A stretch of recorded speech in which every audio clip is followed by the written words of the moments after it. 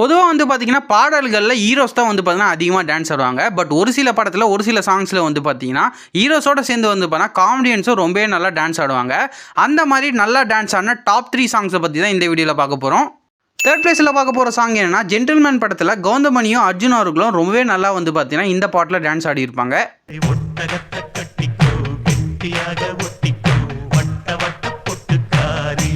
Second பிளேஸில் பார்க்க போகிற சாங் என்னன்னா ஓகே ஓகே படத்தில் உதயநிதி அவர்களும் சந்தானம் அவர்களும் டான்ஸ் ஆடிடுவாங்க. பட் இதில் உதயநிதி அவர்களோட சந்தானம் அவர்கள் ரொம்பவே நல்லா டான்ஸ் ஆடுவார்.